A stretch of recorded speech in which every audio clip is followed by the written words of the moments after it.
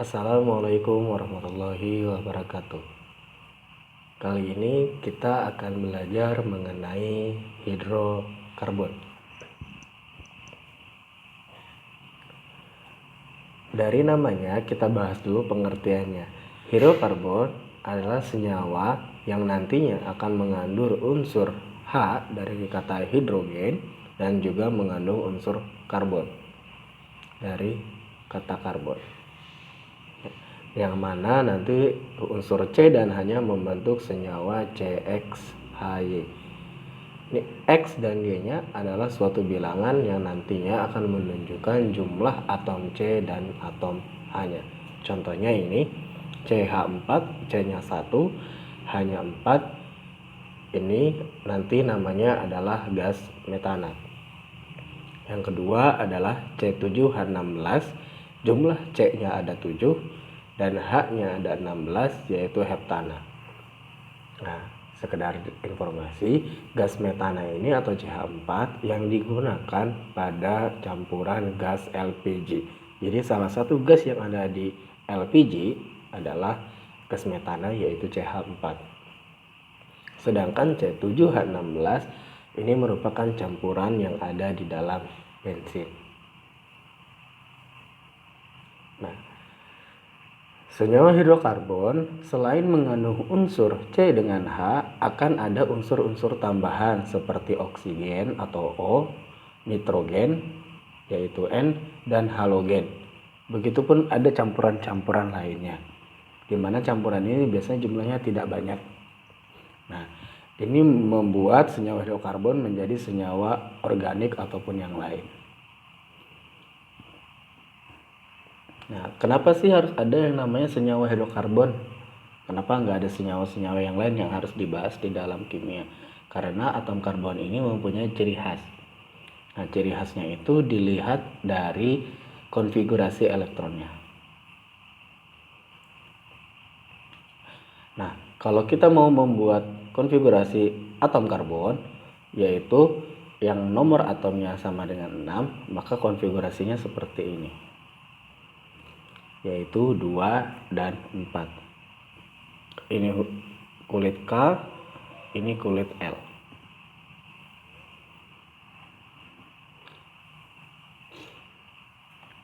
Nah, dari konfigurasi ini kita bisa menentukan posisinya atom C itu terletak di mana. Lihat, kulitnya ada 2 berarti periodenya 2. Sedangkan terakhirnya atau jumlah elektron terluarnya 4, maka C terletak pada golongan 4A. Nah, dari keadaan periode dan golongan ini, atom C punya keistimewaan seperti atom unsur karbonnya itu relatif kecil. Kalau relatif kecil berarti dia ini sangat reaktif.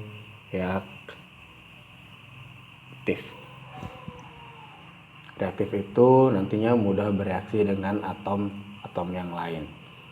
Nah, dan dia juga memiliki 4 elektron valensi.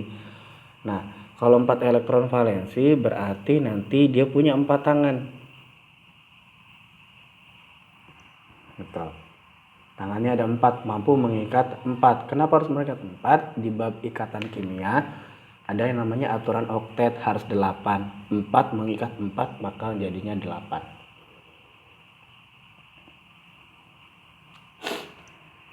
Yang ketiga, atom karbon dapat membentuk rantai karbon. Rantai karbon itu berarti C-nya berikatan dengan C yang lain.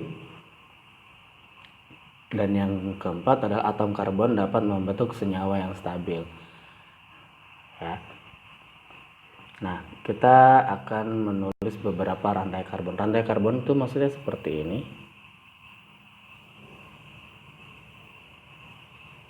Ini namanya rantai karbon. Dan perlu diingat atom C itu jumlah tangan, ikatannya ada 4. C yang ini tangannya sudah ada 2, kita tambahkan lagi sisanya. C yang kedua tangannya baru ada 2, ke kiri dan ke kanan. Jadi yang ini milik sebelah nomor 1 dan nomor 2. Berarti kita tambahkan ya. Ini juga sama. Sedangkan yang paling ujung sisi sebelah kanan, tangannya baru ada satu, yaitu ke arah kiri. Sehingga kita tambahkan tangannya sebanyak 3. Ini adalah rantai karbon. Contoh yang lain,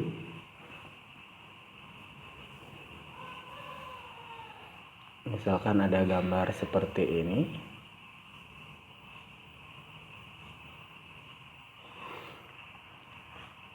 Ya, C yang paling kiri ini baru mengeluarkan tangan ikatannya sebanyak 1, yaitu ke sisi sebelah kanan, maka kita tambahkan 3 tangan yang lain. Sedangkan C yang di tengah-tengah, tangannya sudah ada 3, ke kiri, ke bawah, dan juga ke kanan. Maka kita tambahkan 1 tangannya yang ada di atas. Sedangkan di kanan dan paling bawah, tangan yang digunakan baru ada 1, maka kita tambahkan sisa 3 tangannya lagi. Ya, sekali lagi, C tangannya ada 4.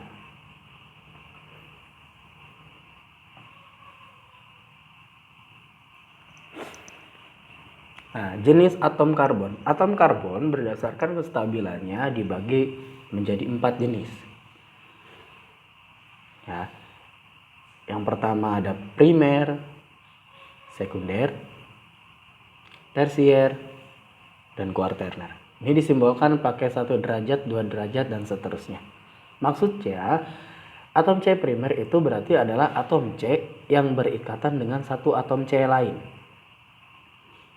Ya, dia hanya mengikat 1 atom C.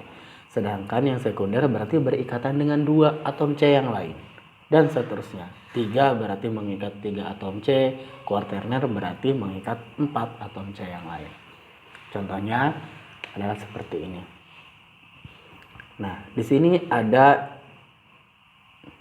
CH3. CH3 ya. Kenapa dia itu primer 1 derajat? Karena CH3 ini berikatan dengan 1 atom C yang lain, yaitu ke sisi sebelah kanan. Ya, dari sini ke sini. Dia hanya mengikat 1, makanya CH3 dia merupakan primer. Sedangkan CH2 ini masuknya 2 derajat atau sekunder karena dia mengikat 2 buah atom C, yaitu ke kiri dan juga ke kanan. Maka ini sebutnya sekunder. Nah, sedangkan yang CH dia mengikat ke arah kiri 1, ke kanan 1, ke bawah juga 1. Jadi kiri kanan bawahnya ada atom C yang dia ikat. Maka ini disebutnya tersier karena dia 3 derajat. Nah, yang CH2 lagi, ya CH2 ini dan ini sama, maka dia sekunder. Ada CH2 lagi di bawah, sekunder. Nah, ada yang C tidak mengandung H. Perhatikan dia ke atas ada C, ke kiri ada C, ke kanan ada C, ya, ke bawah juga ada C.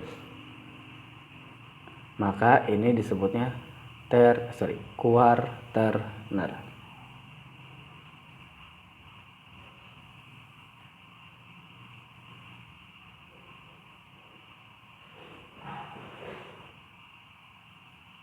Dan seterusnya. CH3 yang ada posisinya di ujung merupakan atom C primer karena hanya mengikat 1 buah atom C.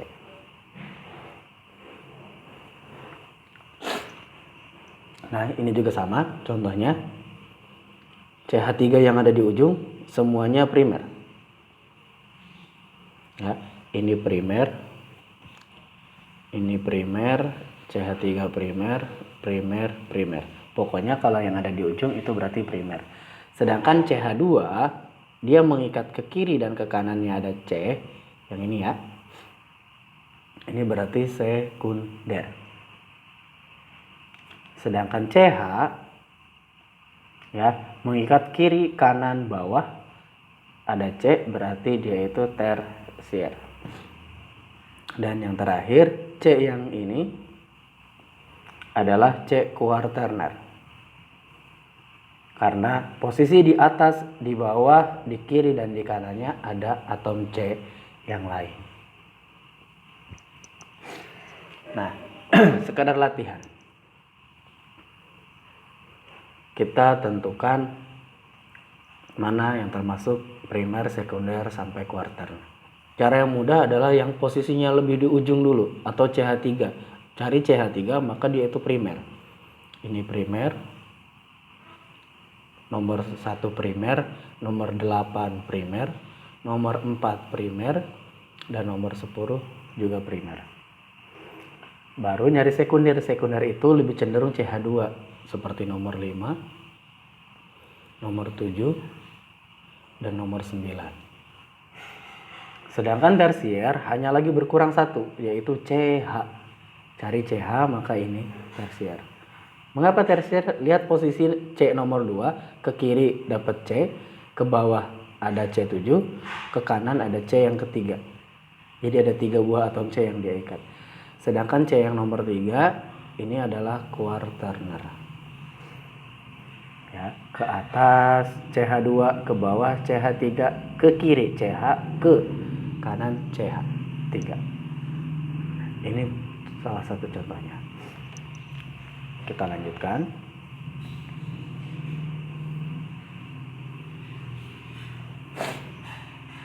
Nah, kita masuk ke klasifikasinya. Klasifikasi senyawa hidrokarbon.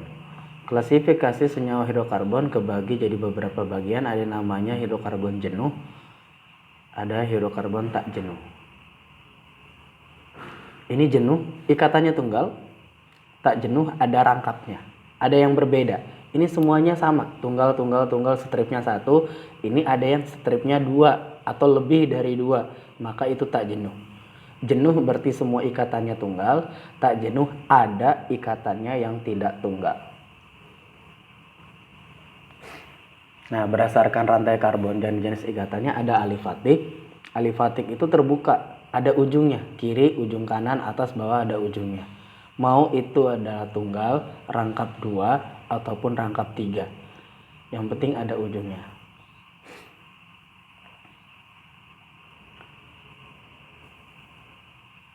Nah, selain alifatik, ada juga namanya alisiklik.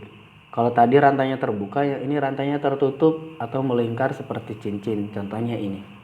Ini segi 4, yang ini ada segi 6.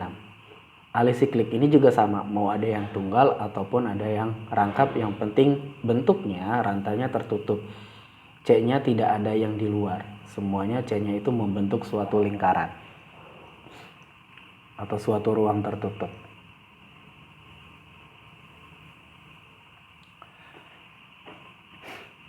Yang ketiga adalah hidrokarbon aromatik. Tadi ada alisiklik, ya, alifatik, dan juga aromatik. Nah, aromatik sama kayak alisiklik, dia rantainya tertutup, tapi dia itu ada ikatan tunggal dan ikatan rangkapnya yang saling berselang-seling, atau disebutnya ikatannya konjugasi, seperti ini. Lihat rangkap 2-nya, strip 2-nya dengan posisi tunggalnya, strip 1, letaknya berselang-seling. Ini untuknya benzena, ini naftalena.